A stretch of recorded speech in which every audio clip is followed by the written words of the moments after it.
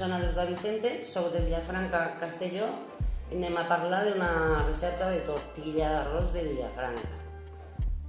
Tenim que agarrar 50 grams de pernil, 100 grams d'arròs, 3 ous, tomata, ceba i all.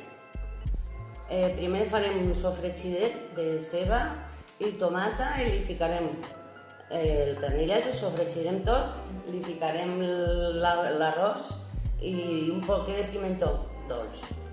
Agarrem 3 ous, els batirem i fem la tortilla.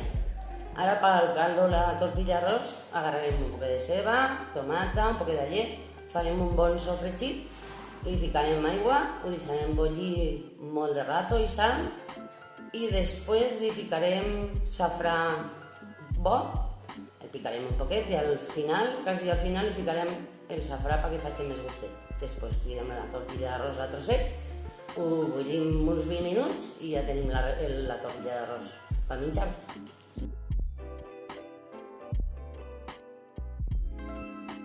Anem a preparar una paletilla rellena. Agarrem una paletilla, la agarrarem, la deshuesarem i entonces li ficarem 100 grams de carn picada, que l'haurem añadit, un ou, una trufa ratlladeta i un poc d'all i julivert.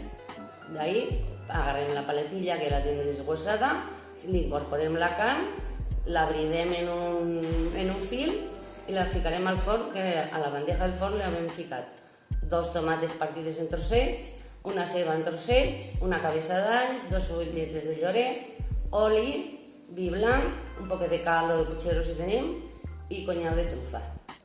Ficarem tot al forn i ho tindrem una hora o hora i mitja, depèn de com estigui la paletilla.